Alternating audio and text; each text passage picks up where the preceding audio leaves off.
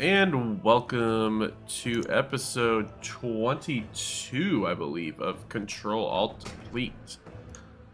Yeah, I think you're right. I think it's 22. We didn't Yep, change yep. it.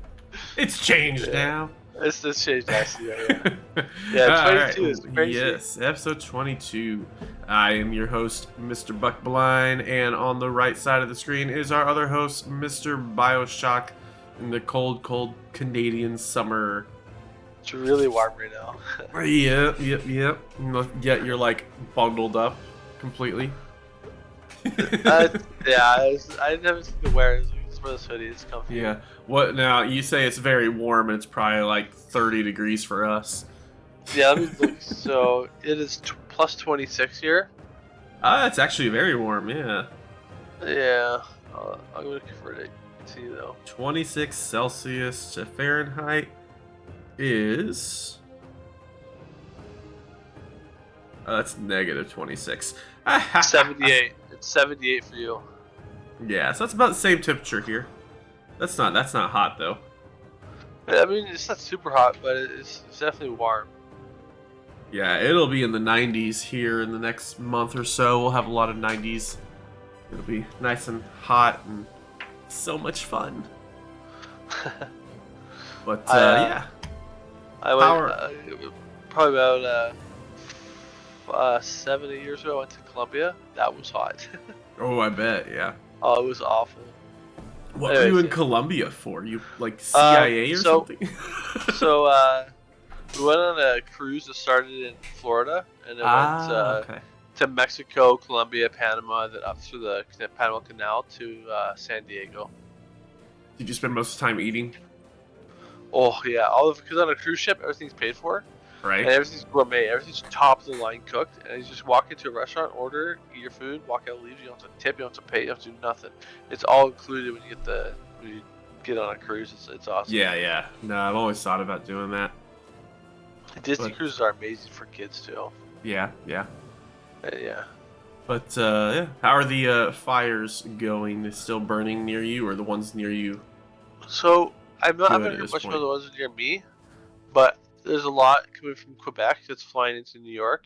Yes. I saw a picture of New York City. It's like completely red. You can hardly see. Yeah, somebody was like, I saw a video. Somebody that was under they, live in some skyscraper there, and like they look out their window and you can't see anything. It's just an orange fog. Yeah, actually, they canceled some of their sports games that are outdoor because of air quality. Yeah, no, it was really bad. The ones in Quebec were weird because I sent you that video where like they all started like almost at the same time. Yeah, that's weird. It's not very common for it to happen in Quebec. It more happens where I live. Right. Because like the thick forest is really dry. Yeah. Are the ones around you starting to get under control, or? Honestly, I haven't really seen anything about it because everyone's talking about Quebec's fires. Right. But I think they're like getting control of it. But there's like 300, 400 separate fires. So it's a lot of work. Right. Yeah, I mean, I think it's getting better. Oh, there you go. Yeah. Now, if we can just take care of Fyrex fire. Yeah, I still need to die to that. I've already died to it.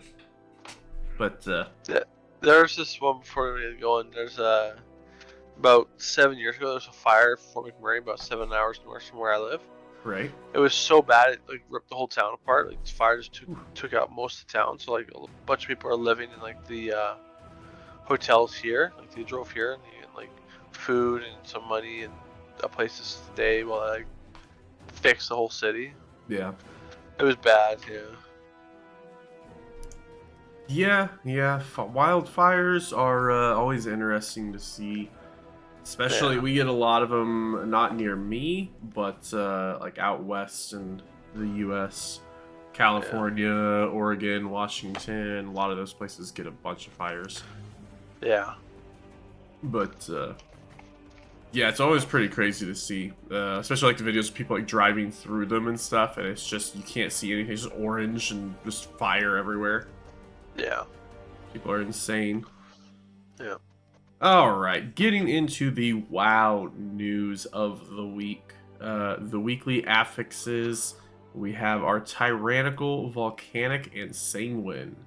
Sanguine, no! So tyrannical, of course, as usual, bosses hit way harder, have a lot more health, take longer to kill. Volcanic, pretty dang easy. One of the easiest mechanics in the entire affix selection.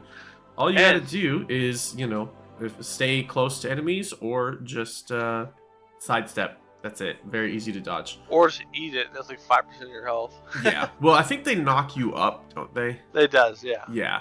So that's one reason that you probably wouldn't want to do that necessarily. Right. I know Lynch died to a volcanic last night. Not to the volcanic, but he got knocked up from the volcanic and then couldn't take the tornado and got hit by the downburst in Vortex Pinnacle and died to that.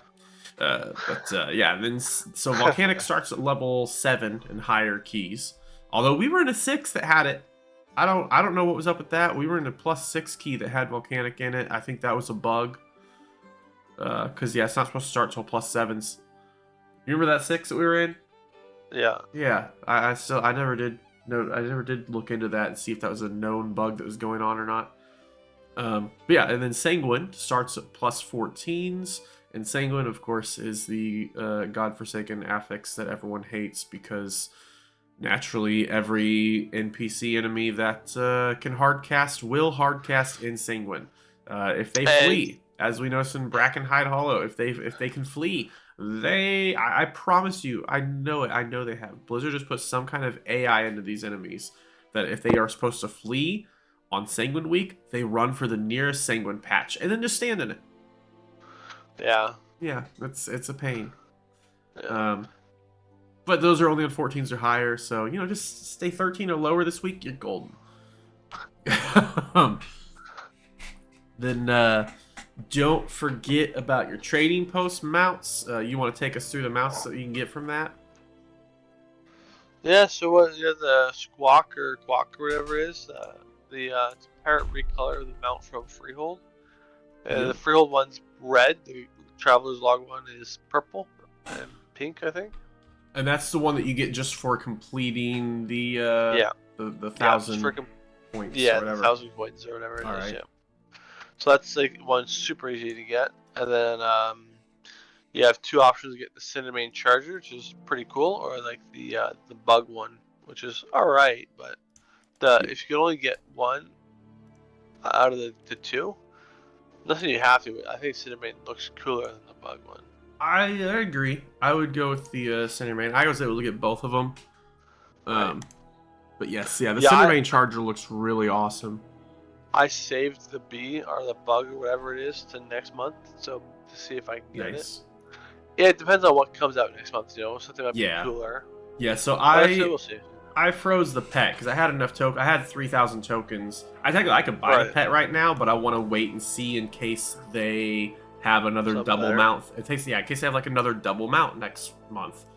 Yeah. So I went ahead and froze the pet, and then I bought the 2 pets, and then of course got my pet from bought the mounts. And then got my mount from the monthly. So there's an achievement for the Traveler's Post, where you complete 12 months, the whole year, each month. Oh, yeah. And the appearance you get is supposed to look like a warden from Warcraft gear. Ooh, nice. I don't know if it's true, because I looked up the achievement on Google, and that's what kept coming up was that set of armor, like the warden armor. And I thought, well, that's pretty cool. I don't know if it's true. Like I said, I don't know if it's true. I can look it up real quick. Yeah, it's whatever the talent name is, the achievements. You look up the achievements, appearance, whatever, on Google, and tell what you find. Because when I last checked, about a month and a half ago, it looked like people were thinking it was going to be the warden armor. Gotcha. While I do that, you want to take us into our next news post? Yes. So, some of you may have had the bug or whatever to Catalyst Quest this week. It was not intended like I thought it was. So, basically, the Catalyst comes out next week. There'll be a little quest to unlock it, and I believe you don't have to do it every week or whatever, right? It's just like you just get like a currency, right? Is that right, Buck? Yes. Just be a charge. Just be a charge. It's just a charge to turn some gear into tier or whatever. Yep. So yeah, you'll get the quest. You unlock the catalyst. You get your first piece, turn it into tier, and then every week after that, you get another one. Yes. And I don't think that So the yeah. quest necessarily is like an unlock. From what Blizzard was saying, it sounds like it's just like a, Oh, hey, just like a. this like Oh, like okay. it's like a quest that basically says here's the location of the catalyst in case it's somebody Oh, new. Like you don't have right. to do the quest to get the charge or anything like that. Good, good, You good. don't even have to do the quest to use the charge.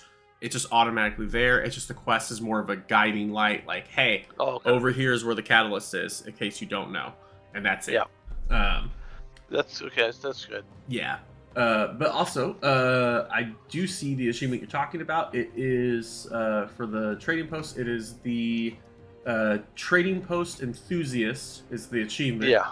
Earn the monthly special reward from the trading post 12 times. So I'll have to wait an extra month from everyone else because I missed one of them. Me too. I missed the very first month. The one with the Yes. mount, that Tiger Ward mount thing. That's what I wasn't And playing in February. Yeah. and what you get are the Sun and Moon Night Elf Warden transmogs. So you get two different transmogs from it. One of them looks like the green and gold and black Warden transmog. The other one is like a blue and purple. You want to send it to me real quick from one. Discord? Yes. Well, I take can't a send it look in at Discord. it. I'll put it in the patch notes here at the bottom. Word. Yeah, no, it looks cool. You get. Well, I like that. Yeah, the one on the left is more like what we see from like An the actual warden. ward. Yeah, the wardens that we saw in Vault of the Wardens and in Legion and stuff. Yeah. And that looks really cool. That'd be. I love that This set, man. hopefully this is a leather transmog. No, Or- it's for everyone. Okay, so it'll be all. Yeah. Sources. So I'm looking at the. Okay, good. I'm looking at the thing. It just says like. It just says ensemble burden of the renouncing justice. It says buy a Blizzard account, and then it's just that. It's just the appearance Gotcha. unlock. Cool. So yeah, because I was gonna say Demon Hunters definitely should be able to have this because Yes. we're the closest like a warden Demon looking Hunter set. thing. Yeah. Yeah.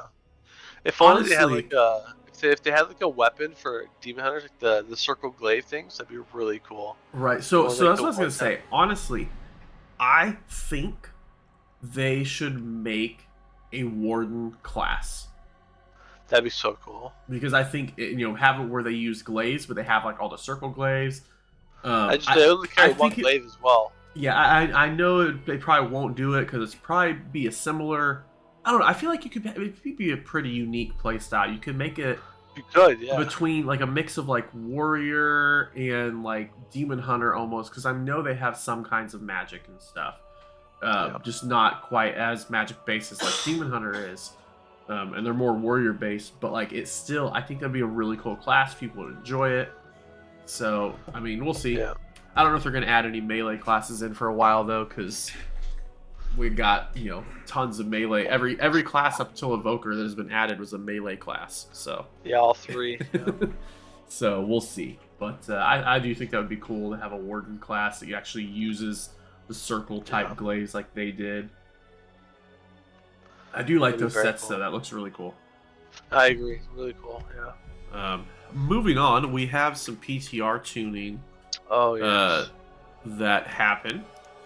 So let's see here. If you want, I'll take us through Pharaoh and Evoker if you don't do the rest. Yeah, I'll start with just the base druid stuff real quick, Yep, and then you sure, can go knock for into it, Feral. So so we have a new talent, Rising Light, Falling Night, which increases your damage and healing by 3% during the day and increases your versatility by 2% during the night. So that's for all druids. Improved Sunfire has been moved to the third row and is now connected to regular Sunfire. Rising Light, Falling Night occupies the spot where Improved Sunfire was originally at, which I think makes sense because that's kind of, you would think Sunfire and Improved Sunfire would be connected. Restoration and Balanced Druid starter builds have been updated, so they've got that when you first get onto a Druid and turn into that spec, it gives you the default one that it starts you off with, and they've updated that to match. There's some Resto Druid notes real quick I will cover, and then we can jump into the Feral with you. So they are increasing the damage of all abilities by 15%, and then they're trying to shift power out of Nature's Vigil and into Restoration Druid's active spells, because they don't want Oh, okay. Resto Druids just popping Nature's Vigil and then just doing damage and doing a boatload of healing. They want Yeah, them to like actually be using Convoke or healing something. spells. Yeah. Um, and then we have a bunch of feral changes, so take it away, Bio. Yeah, so from what I've been looking at from the other content creators is that they're trying to get Feral a little bit stronger in single target because AoE's fantastic already. So they changed the talents around, got rid of some. For example, the new talent Dire Fixation is that when you attack and then you shred on one target at a time, of course, for the next 10 seconds, you deal 5% increased damage, and you can shred. Well, you can shred always, so it's not you can have that 100% of the time, but you can only have it on one target at a time. Primal Claws is the talent that was removed and Dire Fixation was put in its place.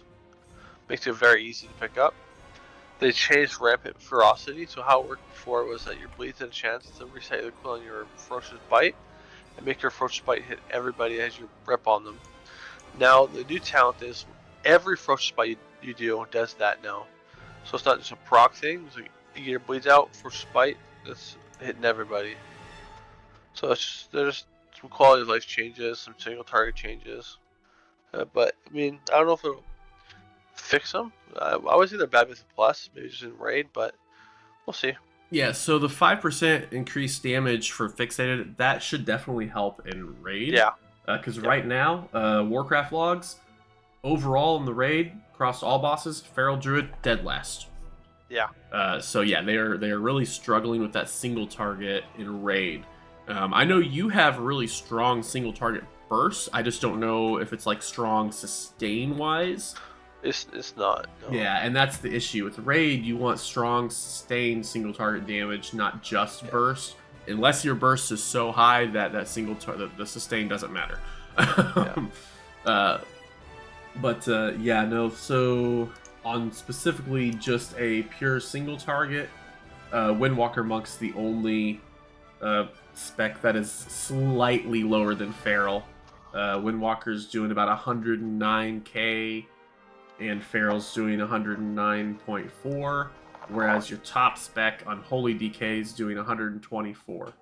Okay, so that's a 15k difference right there.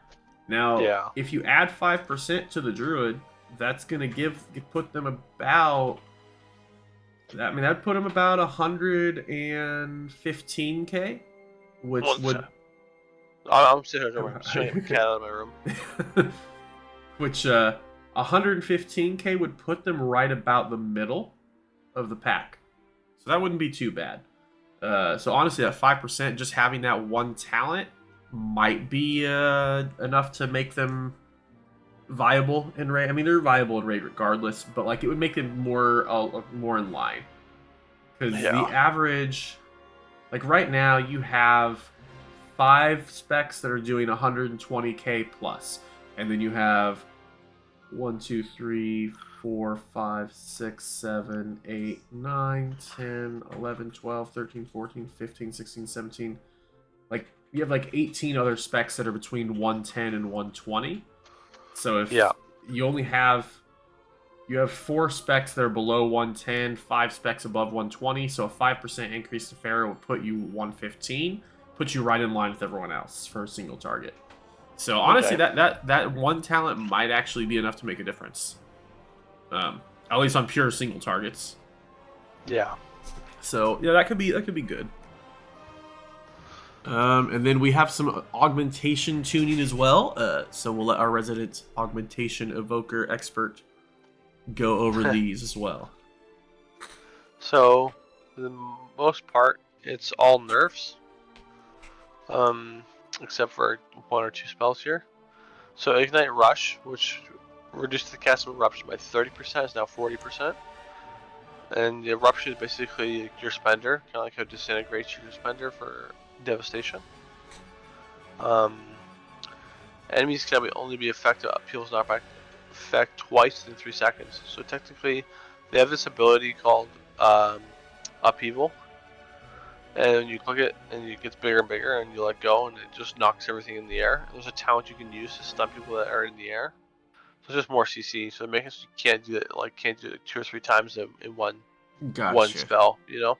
Right, makes sense. Yeah. So then the nerfing. So here's some of the nerfs. Here is they're reducing the mastery effect from the augmentation by 26%. So at level 70, 180 master rating now grants 0.4 versatility instead of 0.54.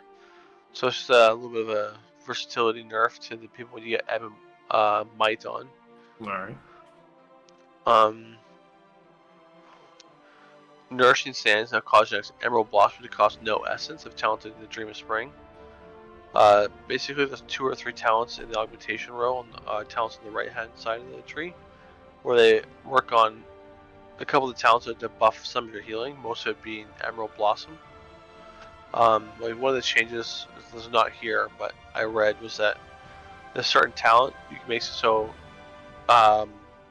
Emerald Blossom no longer has a cooldown, but costs 3 essence. So you either get, which I don't know how good that'd be, because Emerald Blossom is pretty weak. So I don't know if it's worth substituting that for like eruption damage or not. Right.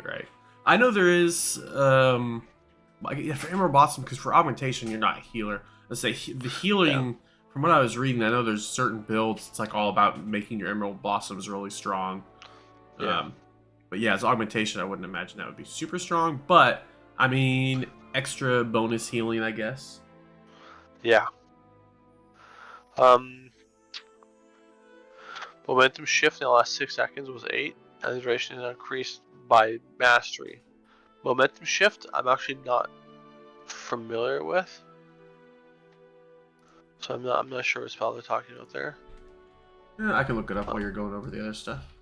Cool. Yeah, and the last one is Essence Burst and Leaping Flames now have their duration increased by mastery as well. So just a couple small buffs to your mastery and nerfs to your mastery at the same time. So momentum shift is a passive talent that's second from the bottom on the left side of the class or the spec tree. Consuming Essence Burst grants you 5% intellect for 6 seconds, stacks up to 2 times.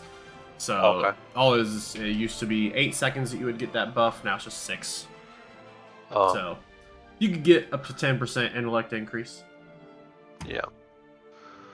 We got some mage changes. Yes, take us through. We still have no arcane changes. I don't understand that. Like the one thing they're saying, like arcane rework coming next patch, nothing yet. Yeah, it's a little weird. I hope they're reworking the entire spec. Yeah, my guess is that feels awful. Yeah, my guess is the reason that they haven't released anything yet is because it's an entire overhaul, so it's just taking longer. Because the playstyle is awful. It's just single target. Yeah, my bet is whenever we do finally get the notes on the changes for Arcane Mage, it's going to be like an entire all these notes combined is going to be the size of it. Oh yeah, I agree, and I hope it does because I like Arcane Mage quite a bit. Yeah. All right. Before you go, I'll take you back a little journey here. When I didn't have a max level character until Wrath. I played as vanilla, but I didn't play enough. Right. And my first max level tune was my mage, and I raided Noxramas and Wrath Lich King as Arcane, and it was fantastic. Nice. Yeah, my first max level character was in Wrath of Lich King, and of course it was a Death Knight. I played a Paladin up to level 55, so I could unlock a Death Knight, and I made a Death Knight, and then played DK, and I had a lot of fun, and I did a lot of Wintergrass on that DK because they were so OP. It was so easy to just beat everybody. I was terrible at the game, but I was still beating everybody because DK was so OP in Lich King. Yeah. Anyway, we have some mage changes, like we were saying. So we'll start with the spec we don't speak of. Fire. Shh. So there's some changes. Some changes in my opinion that are really good.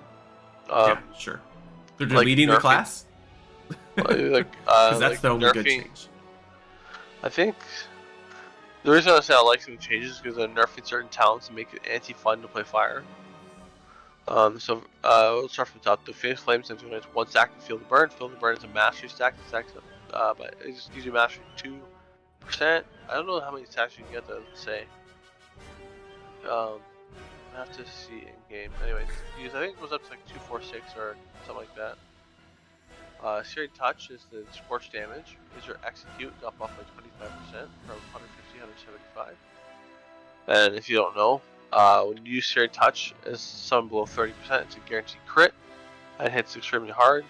So it's just good execute phase for fire. So a lot of these spells I'm not really familiar with, so I don't play fire that much. No, I'm looking it up real quick. You got Fire Mind increasing intellect per stack by 1% was 2. Fevered Incantation critical strike damage increased by 8% was 10. There's a slight nerf. Wildfire now increased critical strike damage by 3 to 6 was 4 to 8. This is the change I like. Sun King's Blessing increased your next Pyroblast with strike by 275 was 300. Which is good. Sun King's so anti-fun. And then Hypothermia is just another stupid talent that I don't like fire, so I don't even care. All right. So what were the talents you weren't sure about? What they did? So the one I'm not sure about was Feel the Burn Mastery stacks. Okay, so that stacks up to 3 times. So it'd be 6%. Yes. Oh, okay. Before it was 12. Okay. So it's slight nerf. Any other questions? No. Okay. And some quick frost changes that they brought out again. So more changes the better, I think. Some really good changes to come for sure. So to start off, Icy Veins was a 3-minute cooldown. Now it's a 2-minute cooldown, which is awesome. Nice. But the haste went from 30% to 20%, which I think is okay because as they go on through the talent tree, you'll see why it's okay. Yeah. Well, I also think that just having a shorter cooldown is, especially for Mythic Plus, shorter the cooldowns, the better the spec plays in Mythic Plus. Well, to be fair, when we're doing some mythics on my mage, I could keep Icy Veins up on a 3-minute cooldown. I could get it to like a 30-second cooldown before it wears out. With how the talent build system is, I could keep it extended for like 2:15, like 2 minutes 15 seconds, 2 minutes 30 seconds. Right. I could keep it like stacked up the entire time, not like on bosses, not like on trash. They just switch going to new packs and stuff, but Yeah. They're changing that too, so you can't keep it up all the time. But yeah, you like if you had some certain talents and some gear, you could really keep the Icy Veins up for a long time. I think they're trying to get away from that because that's kind of overpowered. Right. So another cool thing with Icy Veins is now summons a water elemental, and the patch notes for this elemental now is that it can be controlled again. Before it was not being able to be controlled. Yeah, because I remember back in the day, I think it was Water Jet is the cooldown that I always would leave that off of the automatic casting because I wanted to cast it when I wanted it because it works where it would finger frost. Yeah, and I would always try to use that when I would use that at the right time instead of letting it just automatically do it. Yeah. Back when I played, this is like probably Cataclysm, maybe WoD. Somewhere between Cataclysm, Mop, and WoD is when I was playing a lot of Frost Mage. And I remember back, whatever the rotation was then, you wanted to use the Water Jet at a certain time in your rotation. Mm-hmm. You didn't want it just going off whenever. So, yeah. They have freeze ability, it's just like the Frost Nova, you have to direct where it goes. And it applies maximum stacks of Frigid Exposure. And Frigid Exposure now increases damage taken by 4% per stack, and the maximum stacks was reduced to 5 instead of 10. So that's a freeze gives you a flat out maximum stacks. It's kind of crazy. Here's the one that makes Icy Veins 2-minute 20% decent. There's a new talent called Winter's Blessing Haste, or Winter's Blessing. Haste is increased to 8% and was 3%. A flat out 8% haste, awesome. Right? That's awesome. Yeah, that is nice. Thermal Void increases icy veins, about 5 seconds was 10, which is okay because it went from 3 minutes to 2 minute, right? So, thermal void causes ice lands, and to increase icy veins duration by 0.5 seconds was 1 second. So that's what I was telling you before. How you keep it up if you're just spamming ice lands crits. And the beautiful thing is that when you know if ice lands can hit 2 targets, right? Yes. If they're cleaving, each hit adds a second off. It wasn't like one Oh, cast is nice. 1 second.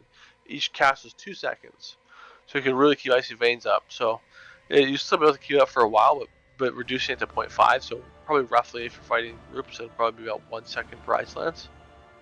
Right. Yeah. Frozen orb radius is increased by 15%, and so I got a bug fly on my face. Oh, that's nice. And the damage increased by 25%. What's nice? The frozen orb radius increase. Yes, it is. Yeah. Which just means that that's now 25% more damage that you were missing out on whenever your tank pulls all the mobs out of the frozen orb. Well, yeah. To be fair though, the new mastery doesn't increase the damage of your frozen orb. Yeah, but the radius increase is nice.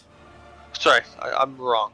Frozen orb's damage from mastery is still there. It's just weaker now.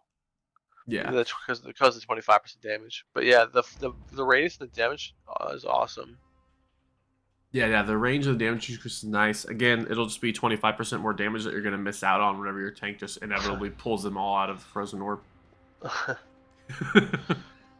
We're about halfway. Frostbolt chance to gain brain freeze reduced to 25%. Was 30. It's okay. Who cares? So if you're not familiar with these patch notes from like I don't know, a week ago, the coldest snap, which was just cold snap for mages, which was the 5-minute cooldown that reset ice block and frost nova and stuff, is now changed. That when you use Cone of Cold, it resets all those cooldowns now. And Cone of Cold's cooldown is only 45 seconds, so you could technically orb, get all your spells out. Orb goes away, you Cone of Cold, orb again. It just seems really strong. Yeah, for sure. And then where does it say this? It applies Winter's Chill to all enemies hit. Yeah, it resets the cooldown of Frozen Orb, Comet Storm, and Blizzard. In addition, Cone of Cold applies Winter's Chill. Yep. So what was the Cone of Cold's cooldown? Because I see they increased it to 45 seconds. It's like 15 right now. Oh, okay. Yeah. But it's not used, right? So I think it's a good change. Yeah, for Cone sure. of Cold actually, to make Cone of Cold useful. Yeah, make it an actual cooldown ability that'll be helpful. Yeah.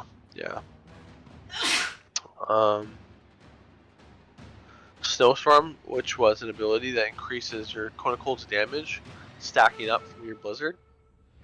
So it goes to 18 to 36%. Was 12 to 24, but the maximum stack is now 15 and was 30. So I don't know if people will still take it because damage is not very strong, and you don't need it to get Cone of Cold. It's just a bonus. Frozen Touch now grants Fingers Frost 25% more often. Was 20.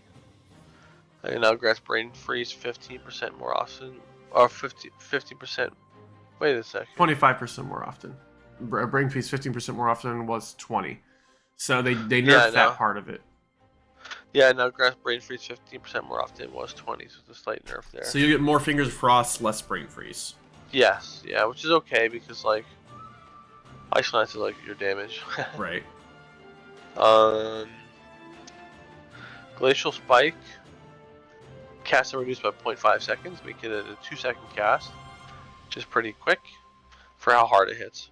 Yeah. And then the damage increased by 10%, which is nice. Pretty big. The best thing about all these mage changes, other than Cone of Cold in my opinion, is the new mastery.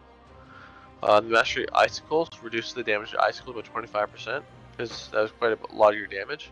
But now baking in the fact that your mastery can now increase the damage of Blizzard, Comet Storm, Ice Lance, Glacial Spike, and Ray of Frost. Which is huge. It's huge.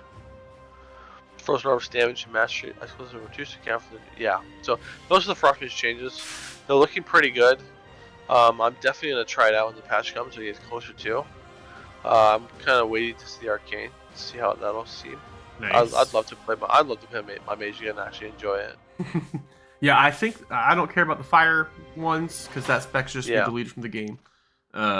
Frost changes look really fun. I might Yeah. have to try out my Frost Mage. The Arcane changes, hopefully those will be good and they'll be fun to play. I don't really, have any intention of playing Arcane Mage, but hopefully they'll make it more fun. We have some. It's like. Go ahead. It's single target's very good, as you can tell by raid logs. Right. But like, and it's not that it's bad Mythic Plus, is that the rotation is extremely difficult to pull off. Yes. And it's like you gotta line everything perfectly, and yeah, I don't know. It's just well, I remember first season 1, Arcane Mage was like supposed to be top damage, or maybe it was in Shadowlands. I can't remember now. One of the two. Arcane Mage was supposed to be like #1 damage for Mythic Plus, and every Arcane Mage you played with would get beat out by me, the tank. Like it was because it's so hard to play. Yeah, it's probably, in my opinion, probably the hardest caster spec to play. Yeah. Anyways. Let's see. So then we have some Holy Paladin changes because I know we're doing a lot of Holy Pally reworks. Take it away, Buck. Yep. Echoing Blessings location has moved to below Holy Aegis. The starter build has been updated. Crusader's Might is now a 1-point talent instead of 2 points and grants 1.5 seconds of cooldown reduction to Holy Shock. Relentless Inquisition is now a 1-point talent. It can stack up to 5 times. There's a new talent called Awestruck that makes Holy Shock, Holy Light, and Flash of Light critical healing increased by 15%. Holy Infusion now shares a choice node with this Awestruck talent. Glorious Dawn now increases the healing and damage of Glimmer of Light 10%. Awakening now triggers Avenging Wrath for 12 seconds. It was 10 seconds, so that's now going to last for 2 seconds longer. Fix an issue that caused Relentless Inquisitor to not stack its effect from Avenging Crusader. And fix an issue that caused Light of the Martyr to cost less mana than intended. Now, just as an overview, no idea what all that means. I do not play Holy Pally, I play Prot Pally. And Bio plays Ret Pally. So all you Holy Pallies out there, you could take what I just went over and you can come up with what that means. It sounds like it's some buffs. That's what it sounds like from just reading it. It seems like. So hopefully it'll make your class more fun to play and stronger. And then one little quick Affliction Warlock change. Xavius's Gambit no longer increases the damage of Unstable Affliction's backlash damage. I don't know much about Warlocks, but I think it's more of just a fix. Yeah, sounds more like something that was happening that they didn't intend to happen. Yeah. And let me quickly scan through these profession ones, just pattern stuff. There's some changes there. PBT changes. Evoker. You've got Dreamwalker's Embrace heals you and your ally for 100% of damage dealt to enemies struck by tether. And time stop cooldown is reduced to 1 minute and duration increased to 5 seconds. So I don't know if that's any good or something cool for time stop is that I saw a lot of people doing it early in the expansion. Was they'd burst somebody and they kind of run out of damage. You get them to like 20%, you throw time stop on them, they get healed up. 4 seconds later, they teleport back to that 20% health. So it's just like gives you more chance to try and kill. But it's the fact that reducing the cooldown is pretty cool. Nice. I'm not playing PvP, but it seems like a good change. Holy Pally has some changes as well. Searing Glare's cooldown reduced to 45 seconds, radius increased to 25 yards, and Glimmer of Light now deals only 50% damage in PvP combat instead of 75. They're just trying to get rid of like the healers doing tons of damage in PvP. Probably. What they need to do is increase. What they need to do is increase tank self-healing and tank damage in PvP. That's what they need to do. Because tanks should be able to do as much damage as a DPS and as much healing as a healer. So also some Warlock Affliction changes. Deathbolt, the PvP talent, has been removed. And there's a new talent that's going to be coming in called Oblivion. Unleash Wicked Magic upon your target's soul, dealing shadow damage over 3 seconds. Deals 10% increased damage up to 30% per damage over time effect that you have on the active target. So the more dots, the more damage that ability will do. Excuse me. Sounds like it's a PvP talent. Don't know if that'll be something that'll be grabbed. Probably. It sounds pretty strong. If you can increase your damage 30% on a target that has lots of dots on it, that sounds pretty good. And then some UI changes here. Updated the open hand interaction cursor with high resolution art. Woohoo! Updated the unit frame art for totems. Here's one that we were talking about earlier, and I'm kind of like, cool. Every other game had this 12 years ago. Added a sell all junk button to vendors. Like, that's awesome that they're doing it, but my gosh, Blizzard, that's literally like 12 years late on that trend. And they updated some of the art for the repair and repair all buttons. Edit mode, you have an archaeology bar now that you can have in there. And added some width and height sliders to the chat frame. And that is everything that they've done on PTR so far. So we will, of course, keep you updated on changes for PTR as they happen. Yeah. There are a couple other things that are coming out. So if you want to take us through the next thing that's going on in 10.1.5. So I've loved that they're doing this in every patch so far. Yes. But this is happening again. That next patch, you can buy 398 gear and veteran gear at that. They can upgrade to 424, which is awesome. Now, I don't know what the currency is going to be for buying that 398, because right now on the PTR, it's just gold. So I'm assuming that's not intended for live. I mean, it might be, honestly. Yeah. I think because they're like 200 gold a piece. Well, so keep in mind, 424, like, that is the equivalent of mythic gear, like mythic raid gear. That 424 is the top item level for season 1. So for if we're talking end of season 2, maybe I could see them doing it for gold potentially.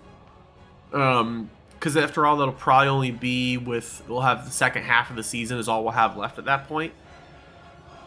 Yeah. So maybe it might not be though. We'll see. I do think it's a good system. I'm glad that they're going to be having catch-up mechanics still. Because to be fair, if you're trying to catch up, you can't go to the Broken Isles anymore. True. Yes. Yeah. The Broken Isle catch up. There's no reason to go there because nobody's killing the rares. Now, maybe here's what they should do. Make the Broken Isles have this gear and make your currency come from doing the rares, and then people will want to go do the rares again. I don't know if I want. I don't know if I want to do all that farming again. I would want to go back to the same content. To be fair. Now, honestly, I still, even if they did that, I don't think it would really help out much as far as getting people to go back there. Right. I will say this. I guess you have it. It is the starting zone for the Drakthir. I feel like the whole return to the Forbidden Isle thing is almost a lost opportunity.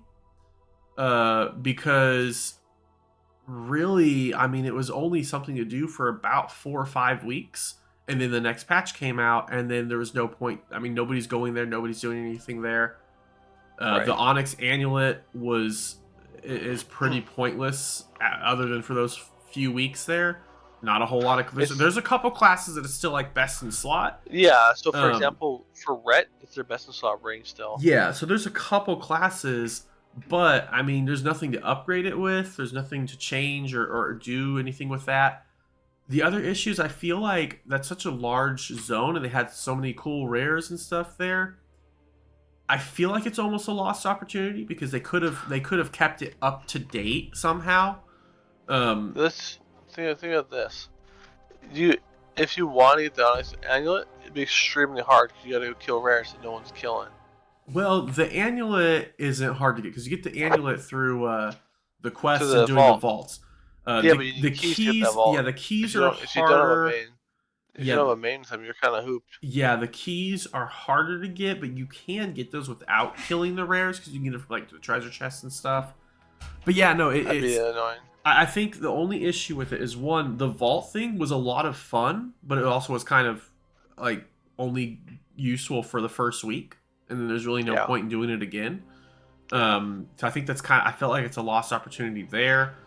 Also, I just feel like all the work that they put in to that zone to get the rares and stuff in there, it feels like a lot of work for something that's only there for a few weeks and is only like it's a dead zone at this point. I feel like, It is. Yeah. and I feel like that's kind of odd. So I would like to see them do something to update that. Maybe not necessarily to get like this catch-up gear, because this catch-up gear is a little weak, and most people aren't going to be needing this. The only people that this catch-up gear, in my opinion, is really any good for are the players that don't do any kind of raid or Mythic Plus, or if it's just like your 11th alt. Yeah. But I mean, because anybody that, if you're doing Mythic Plus or raids, you're already gonna have veteran gear. It's super easy to get veteran gear and to get up to 424 just from doing Mythic Plus or raid. I mean, LFR gear gets you veteran gear. So this would only be for alts or for people that just don't do LFR or any even like low level keys. I mean, if the only content you do is open world stuff, this will be great for you because you can now get up to 424 where you couldn't before. I think adventure. I think either explorer or adventure, whichever one's the higher one. 411 is the highest you can get to without doing any kind of Mythic Plus or raid. Yeah, it's like the green gear, right? Yeah. I think it's blue. I think 379. Well, yeah. So the green gear goes up to 398. The blue gear goes up to 411. Okay. And then veteran is where it starts going purple. But yeah, no, I don't like this catch-up mechanic. Is again, it's good if you're. It also depends on what is the currency to upgrade the catch-up gear. If the currency is still crest, it's really not that helpful. But because veteran gear, usually you're going to need Drake crest for the second half of that. So you're going to have to do Mythic Plus or normal raid to get those Drake crests. So I don't know. It's not really useful if you're doing open world. You're not going to have those crests. So I guess it's mainly just useful for alts. But it depends. Maybe they make the currency for that specific gear. It's just gold or something, or just cost flight stones. Yeah. But if they make it crest, you still have to do Mythic Plus to get it upgraded. So it's not really that much of a catch up. But it's something. It's something. So that's good. Especially if you have alts and you're doing Mythic Plus on your mains and stuff. It's a nice, easy way to get veteran gear and get 424. So we'll see how it goes. Another thing that they are adding is the Myth upgrade path. That's going to be coming in 10.1.5. So right now, if you get Mythic gear from the raid, you cannot upgrade it to anything. So the Mythic gear, however, is 441 for the early bosses, 444 for the middle, and 447 for the final bosses.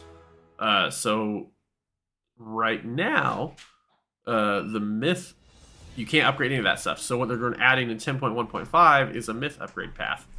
So your your 441 gear and 444 gear that you get from Mythic Raid, you can upgrade that to 447. So that way you can get all Mythic gear up to that max level. Another thing that they're also going to have is the very rare loot that's like in Heroic, because that has a higher item level. That will also be on the Myth upgrade path. There's only like 4 or 5 items on there that count as that very rare. But yeah, that gear will also be upgradable using the Myth path. Okay. So that'll be nice for raiders and stuff. I wonder if this is going to be retroactive. Because if it's not retroactive, will we see people who have already gone through Mythic and gotten their best in slot from Mythic that are 441 go back into Mythic and get the stuff that can be upgraded? I don't know. I definitely could see the world first guilds doing that for sure, because they're going to want to have full 447 going into the next season. Raid. Yeah, because for that, I mean, it's only 6 item levels, but every single item level helps for Myth when it's raced for world first. Every item level counts. So I definitely see if they do not make it retroactive and it's only new gear that drops from 10.1.5, then I could see all the Race for World First guilds like, let's go again, guys. Yeah. Which honestly, they'll probably be selling runs anyway still, so it won't be that big of a deal. Right. And then also, we have one more bit of news, so I'll let Bioshock take that away. For all you that care, which is very little, the PvP AWC is starting. And the first day is Friday 16th, so in 6 days from now. Yeah, so there's a long list of the next couple months. It's going to be going on every weekend, NA and EU. So just if you like PvP, or you're curious about it, or just want to watch something that's slightly entertaining, I'd suggest watching it. Yep, and that date made me remember something we forgot to put in the news to continue going over it.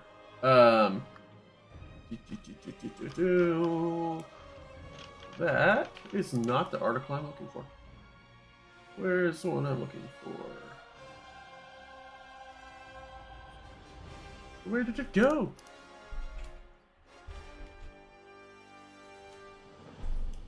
Here we go. All right. So we talked about this last week as well. But on the, I believe it's the 15th, or maybe it is the 16th.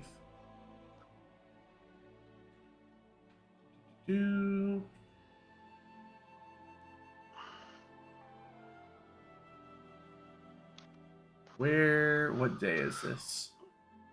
What are you looking for? The next WoW event for the Diablo 4 launch. Why does the article not list the date?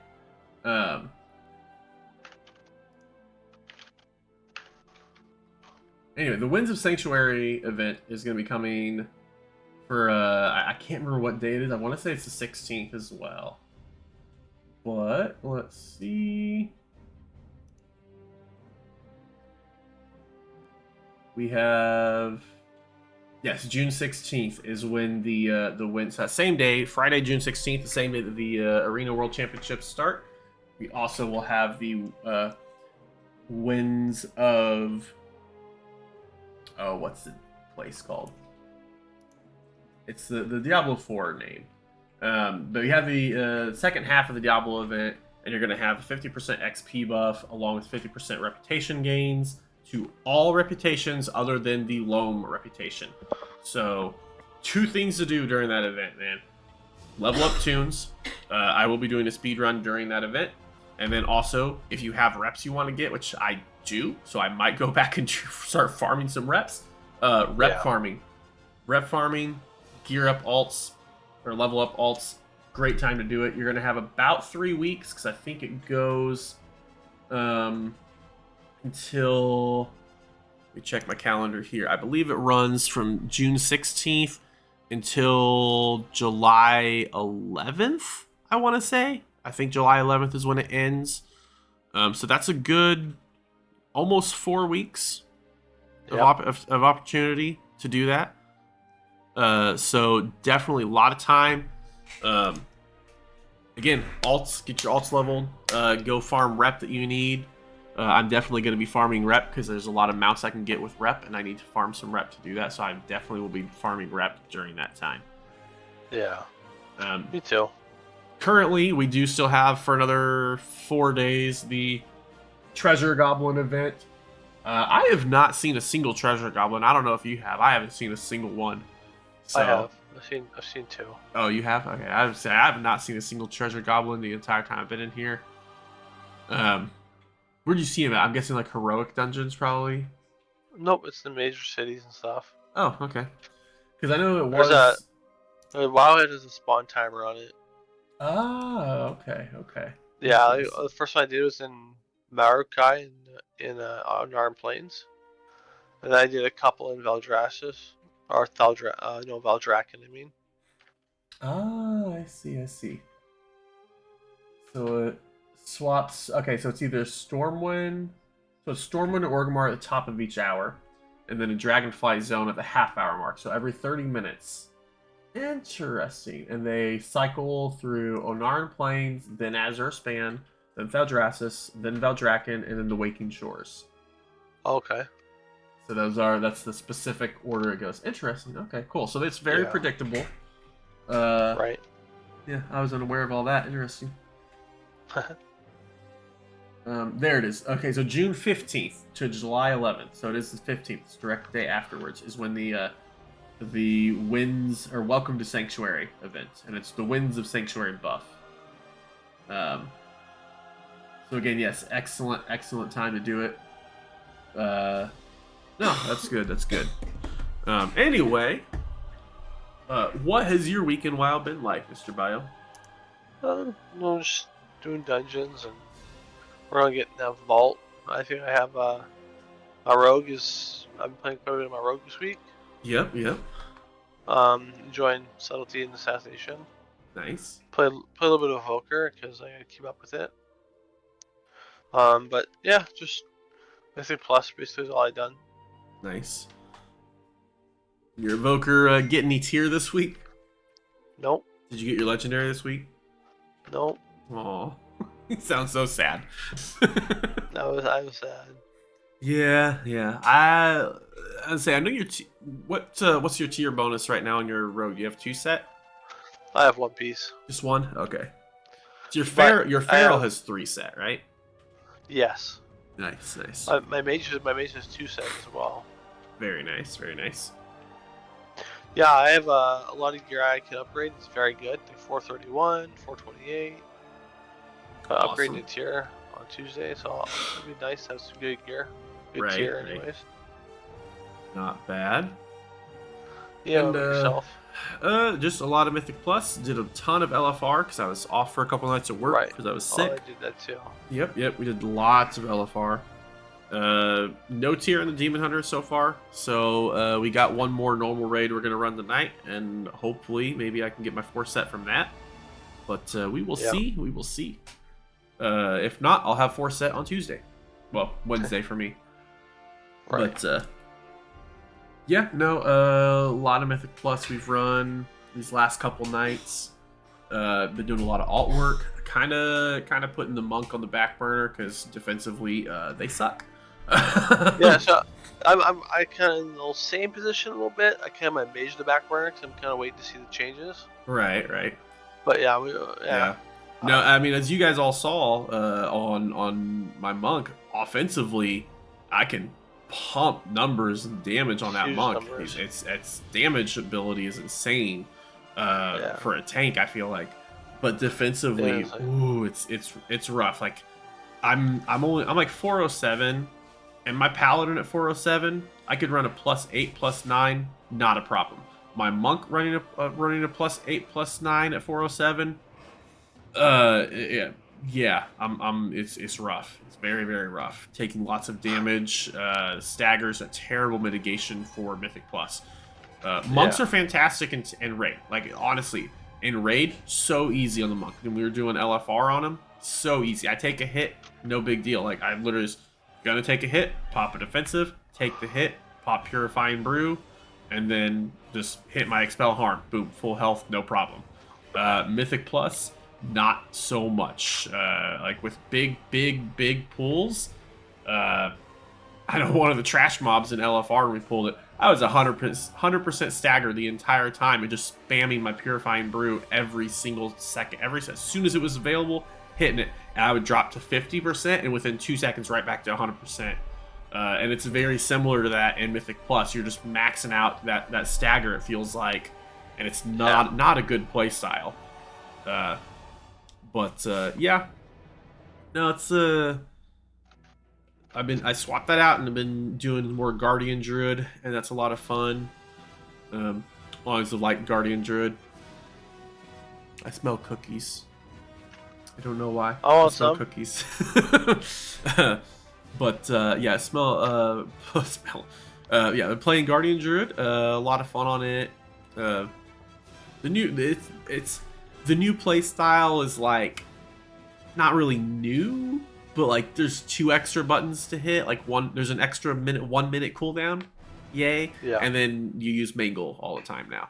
Whereas before it was you don't use those two. Everything else is the same about it. It's a nice, easy, relaxing class. You can kind of focus more on mechanics. Definitely a great beginner's tank class if you are someone out there who is thinking about taking up tanking. Try a Guardian Druid. Super simple. Super, super simple. Just use Mangle and Thrash on cooldown. Pop Moonfire on your main target. Right now, Moonfire, when it procs with Galactic Guardian, you don't even have to reapply it. You just let the proc apply it for you. And then you just thrash and swipe, man. I mean, thrash on cooldown, Mangle on cooldown, swipe when you don't have either of those. And then if you need some more mitigation, spend your rage on Iron Fur. If you don't need the mitigation, spend your rage on Maul. Pop Bark Scan when you need it, and then use your Frenzied Regeneration for heals. And if you have Ursoc's Fury up, you're unkillable because you can just keep spamming Savage or Frenzied Regeneration. You spam your Thrash and your Mangle. You just literally just go back and forth between the two, and you just spam Frenzied Regen, or you can spam Iron Fur if you want maximum defensive mitigation, whatever. I like to just hit Frenzied Regeneration, so I'm just healing 33% of my maximum health every like 2 seconds. Yeah, it's ridiculous. So basically the reason it works and you become unkillable still is when Incarn is up. The entire duration of Incarn is like 30 seconds, I think. There's no cooldown on Frenzied Regeneration. So as long as you have the rage, which you do, because with you can use your Thrash and your Mangle like non-stop. So you just have you're constantly generating rage. Usually you're maxed out on rage during that entire time.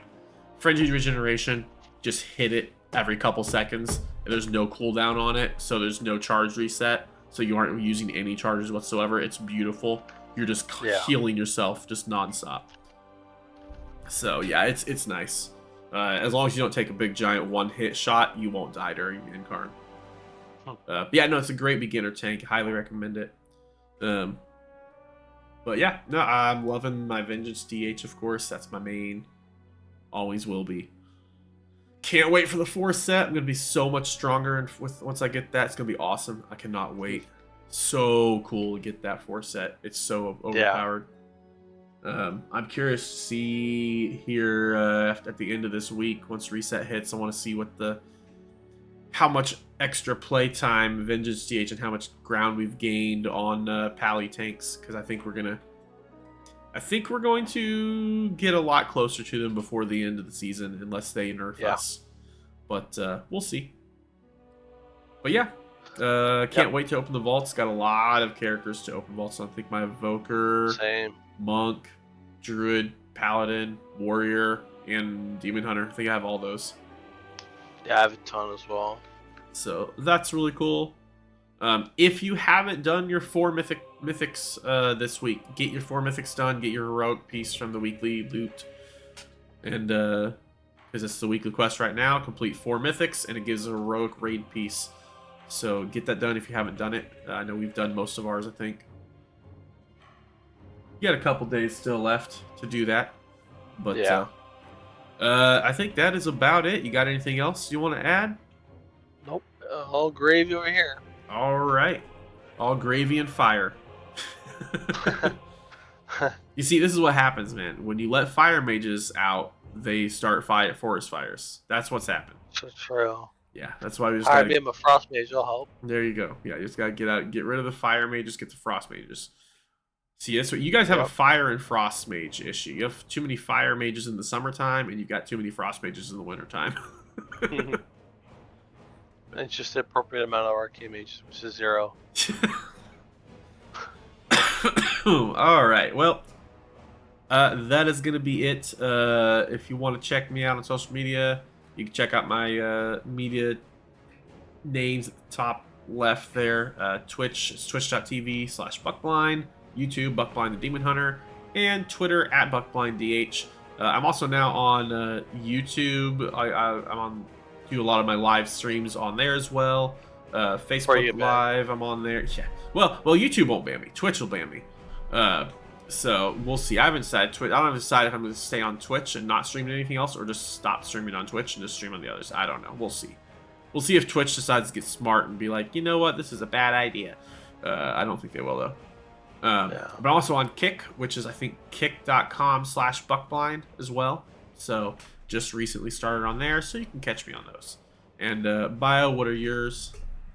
QQ_Bioshock for both Twitch and YouTube. So he makes it easy. Just one name for each one. Mine's separate names for everything. I don't know why I did that. It just happened. But anyway, that is gonna be it. So thank you all for watching. Hopefully you enjoyed. Drop comments if you have anything you want to discuss or ask questions on, or any thoughts on what we talked about. Anything you want to see in upcoming podcasts, whatever, drop a comment, let us know, and we'll see what we can do. So thank you, and have a good one. Later.